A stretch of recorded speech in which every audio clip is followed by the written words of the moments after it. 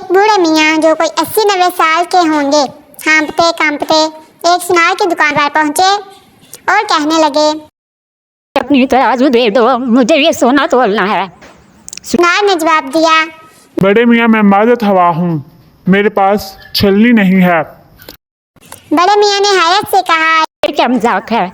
میں تجھ سے سونا تولنے والی ترازو مانگ رہا ہوں اور تو کہہ رہا ہے کہ میرے پاس چھلنی نہیں ہے۔ او بڑے ماس، مجھے چھلنی نہیں، ترازو درکار ہے، ترازو۔ سنار نے کہا، میں بالکل سچ کہہ رہا ہوں، میری دکان میں جھاڑو بھی نہیں ہے۔ بڑے میاں بنا کر بولے، لا حول ولا قوت، جھاڑو کہاں سے آ گئی؟ بھائی مجھے ترازو چاہیے، اگر ممکن ہے تو مہربانی کر کے عنایت کر دو۔ ہاں بہرا بن کر الٹی سیدھی بات مت ہانکو۔ سنار نے کہا، حضور میں نے آپ کی بات بڑی اچھی طرح سنی ہے، خدا نخواستہ میں بہرا ہوں نہ دیوانہ کہ آپ زمین کی پوچھیں اور میں آسمان کی کہوں۔ اصل بات پر شاید آپ نے غور ہی نہیں فرمایا۔ بندہ پرور آپ کے پاؤں قبر میں لٹکے ہوئے ہیں، آپ خود سوکھ کر لکڑی ہو رہے ہیں، ہاتھ اور گردن میں راشا بھی ہے۔ میں دیکھ رہا ہوں کہ آپ کے پاس جو سونا ہے وہ بھی کچھ برادہ ہے اور کچھ چورا ہے، ٹھوس ڈلی نہیں ہے۔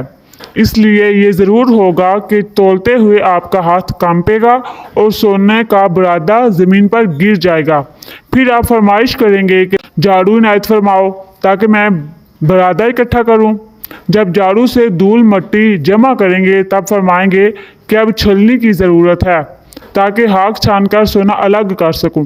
میری دکان میں نہ جھاڑو ہے اور نہ چھلنی، اس لیے میں نے پہلے ہی آپ کے کام کا انجام دیکھ کر اپنا جواب آپ کی خدمت عالیہ میں عرض کر دیا ہے۔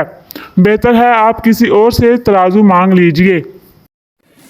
اس سنار سے دور اندیشی کا سبق حاصل کرو۔ جو شخص صرف آغاز پر نظر رکھتا ہے وہ بصارت سے محروم ہے، اور جو انجام پر نگاہ رکھتا ہے وہ دور اندیش اور دانش مند ہے۔ ایسا شخص آخر میں کبھی شرمندہ نہیں ہوتا۔ اگر آپ کو ہماری ویڈیو اچھی لگتی ہے تو لائک کریں، سبسکرائب کریں اور بیل آئیکن کو پریس کریں۔